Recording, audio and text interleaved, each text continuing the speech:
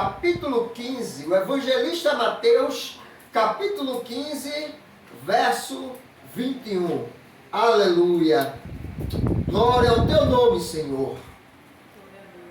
O Senhor se faz presente neste lugar. Tudo aqui é para a glória dele. Aleluias. Evangelista Mateus 15, 21. Deus já falou, começou a falar das pequenas mensagens nos versículos, das palavras qual foi dada, nos louvores, e vai continuar falando conosco nesta noite. Que Ele tem uma palavra para cada um de nós. Aleluia. Ele fala nos nossos corações, e a palavra dele é viva e eficaz, mais penetrante que qualquer espada de dois gumes, penetra a divisão da alma e do espírito entre juntas e medulas, e é apta para discernir a intenção do coração. Mateus 15, 21.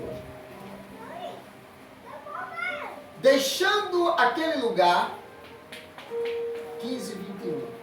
Deixando aquele lugar, quem deixando? Jesus. Aí ele fala, Jesus retirou-se para a região de Tiro e Sidom. E eis que uma mulher cananeia, natural naquela região, veio a ele, clamando, Senhor, filho de Davi, tem compaixão de mim. Minha filha está horrivelmente tomada pelo demônio. Verso 23. Ele, porém, não lhe respondeu qualquer palavra. Então seus discípulos, aproximando-se, pediram-lhe, manda essa mulher embora, pois vem gritando atrás de nós. Amém? Uma mulher cananeia, que não era uma judia, porque judeu e hebreu são a mesma coisa. E ali os discípulos, como judeus legítimos, disseram a Jesus, manda essa mulher embora, porque ela vem gritando. Ela vinha lá de trás gritando, Jesus, filho de Davi, tem de piedade de mim. E as pessoas ali naquela carreata passando, e aquela mulher gritando, Jesus, filho de Davi, tem de piedade de mim. E aquilo estava incomodando os discípulos. Porque os discípulos naquele momento se tornam religiosos. Porque eles só queriam Cristo para eles. Eles achavam que o Deus do céu e da terra, que criou tudo, veio só para eles. E de fato, em primeira instância, sim. Mas em segunda instância, todo aquele que recebeu, ele deu o poder de ser filho dele, como os nós gentios. Porque o gentio é todo aquele não judeu. Somos nós como essa mulher cananeia. Mas a pessoa, quando se coloca na posição de buscá-lo, de querer um grande milagre, ele ouve a petição. Ele ouve a petição de cada um de nós. A nossa passagem na casa dele, na reunião dele, adorando a ele, não é em vão. Porque logo após, o versículo 24 vai nos passar. Ao que Jesus replicou, eu não fui enviado senão as ovelhas perdidas. Verso 23. Ele, porém, não lhe respondeu qualquer palavra. Então os seus discípulos, aproximando-se, pediram-lhe, manda essa mulher embora, pois vem gritando atrás de nós. Verso 24. Ao que Jesus replicou, eu não fui enviado senão as ovelhas perdidas da casa de Israel. Então Jesus foi enviado aos judeus. Ele torna a dizer isso aqui nessa mensagem. Ele torna a falar isso à mulher cananeia. Mas então, chegou então a mulher e o adorou de joelhos, suplicando, Senhor, ajuda-me. Ao que Jesus lhe respondeu, não é justo tirar o pão dos próprios filhos para alimentar os cães de estimação.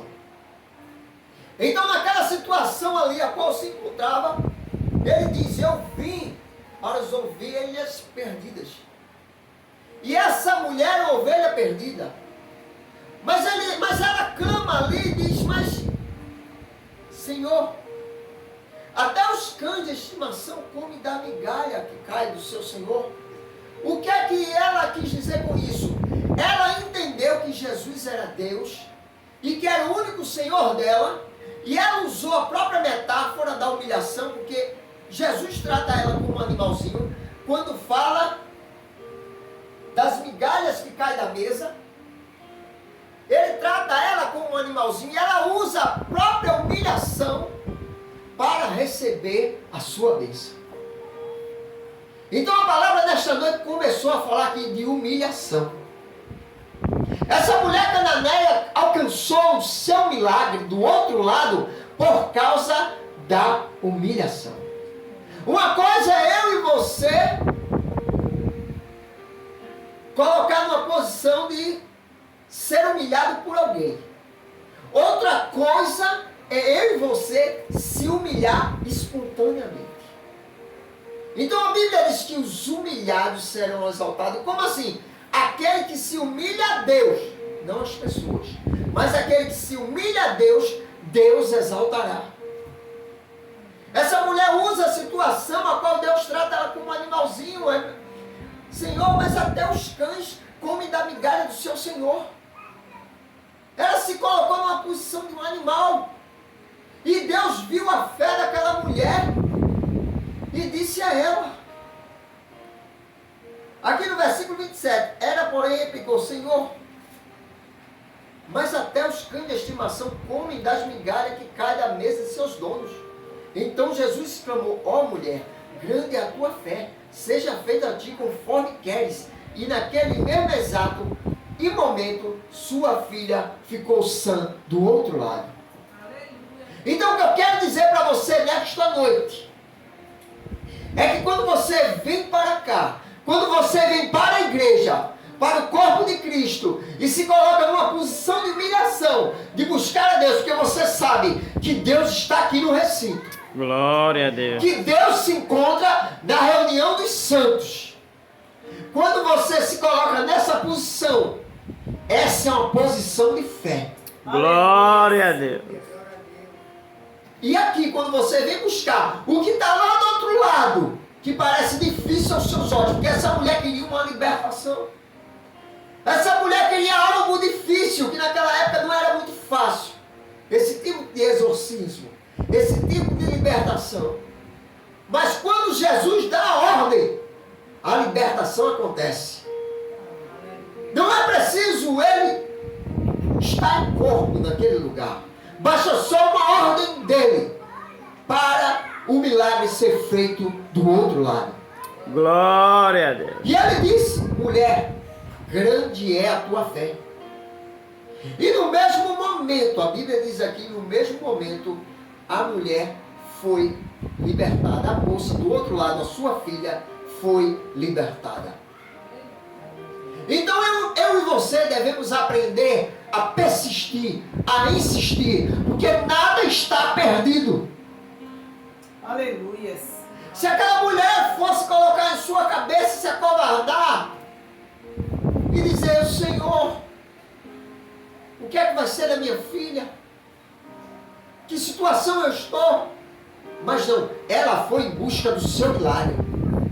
Eu e você, por maior que seja os vendavais de nossas vidas, por maior que sejam as lutas, eu e você não devemos parar de insistir, persistir, de nos humilhar e buscar um milagre da parte de Deus.